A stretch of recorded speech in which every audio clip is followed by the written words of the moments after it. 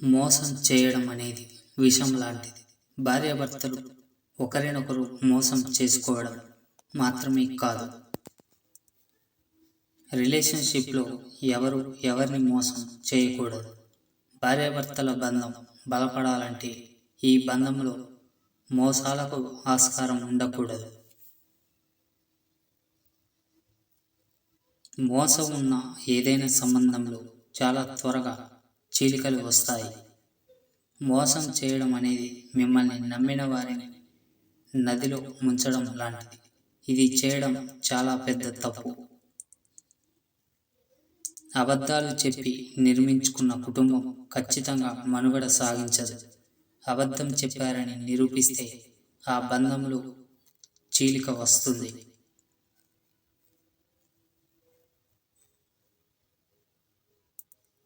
అబద్ధాలకు దూరంగా ఉండాలి. సంబంధాలు ఎల్లప్పుడూ నిజం, నమ్మకం అనే వాటిపై నిర్మించాలి. అబద్ధాలు చెప్పే వ్యక్తితో కుటుంబం ఈ రోజు కాకపోయినా రేపు అంతం అవుతుంది. మనల్ని నమ్మిన వారికి అబద్ధాలు చెబితే జీవితం నాశనం అవుతుంది. వారు అస్సలు మనల్ని నమ్మలేరు. ప్రతి వ్యక్తికి కోపాన్ని నియంత్రించే శక్తి ఉండాలి. కోపం ఏదైనా సంబంధంలో విడదీస్తుంది. కోపంతో మాట్లాడిన మాటలు వెనక్కి తీసుకునే పరిస్థితి లేదు.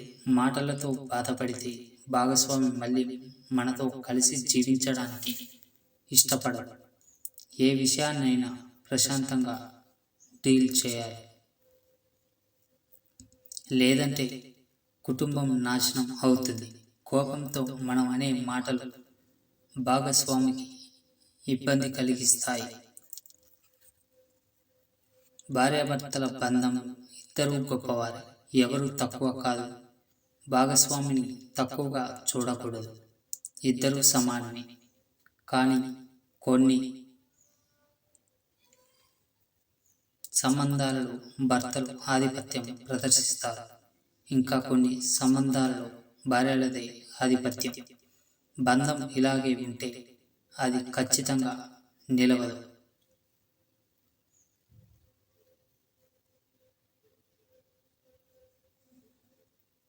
మెల్లగా బంధం దూరం పెరుగుతుంది. ఎందుకంటే ఒకరికొకరు విలువ ఇవ్వకుంటే బయటి వ్యక్తుల ముందు తక్కువ అయిపోతారు. ఈ విషయం బంధువుల్లో కూడా తెలిసిపోతుంది. దీంతో గొడవలు మొదలవుతాయి. వైవాహిక జీవితాన్ని సంతోషంగా ఉంచుకోవాలి.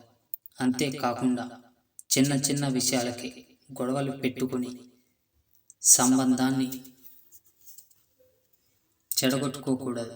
అలా చేస్తే ఒకరి మీద ఒకరికి ప్రేమ తగ్గిపోతుంది.